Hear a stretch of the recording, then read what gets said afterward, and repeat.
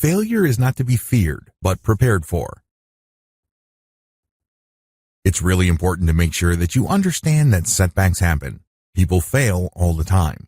If you think about it, it's not that big of a deal. It may seem like a crushing setback. It might even appear like some sort of humiliation. But in the big scheme of things, failure is part of the human condition because it happens all the time. Believe that setbacks happen. Instead of fearing it or wishing it away or constantly asking yourself, why me? Expect it and prepare for it. According to Thomas Stanley's book, The Millionaire Next Door, the average American millionaire has gone bankrupt at least 3.5 times. Let that sink in for a second. You know how crushing bankruptcy is. You know how humiliating it is at a personal level. Sure, a lot of the stigma has worn off bankruptcy, but it's still a severe personal setback. Still, it didn't hold these millionaires back.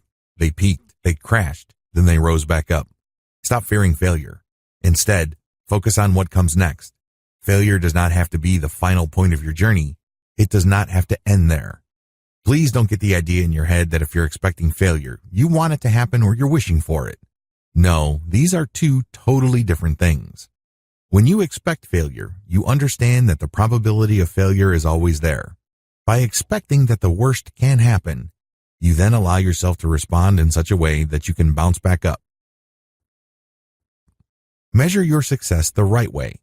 Oftentimes, we think that we fail. Oftentimes, we think that we just crashed and burned. But what happened actually was that we measured our success the wrong way. For example, if you're starting a business and you know that normally the return on capital in your industry happens after 5 years, it would be ridiculous of you to assume that you will get all your money back after 1 year. You're just going to be beating yourself up needlessly if you did that. Measure your success the right way. It may well turn out that you did not fail. You're just waiting. Fail quickly. In addition to measuring your success the right way, another way to prepare for failure is to resolve to fail quickly. I know this sounds kind of crazy, but a lot of successful people do this. They know that achieving success involves a lot of trial and error, so they experiment a lot. It's like throwing spaghetti on the wall. Eventually, one piece sticks. But before that happens, you have to be as quick as possible in throwing spaghetti at the wall and getting that pasta to bounce off. When you do this, you're figuring out a map to get success, and you're doing it quickly and cheaply. The secret to this, of course, is to fail quickly and cheaply. It must not leave any scars. It must not bankrupt you. Learn to let go emotionally. Do not let your setbacks define you. This is the number one reason why a lot of people fail. You see, just because your business venture did not produce the intended result, it doesn't mean that you have to stop. It may mean that you have to experiment or do certain things. If you can't get through the front door, try the back, try the roof, try the basement, try the side. If you can't get in today, try tomorrow, then the week after that, then the week after that. You get the point. But if you somehow think that this is the end of the world and this means that you are just a loser, you have allowed this setback to define you. It burns emotionally. It's very hard to move on. So when the next opportunity presents itself, you hesitate or you simply ignore it. Learn to let go of setbacks emotionally. They don't have to define you. They don't necessarily mean that you are a screw-up and can't ever get it together.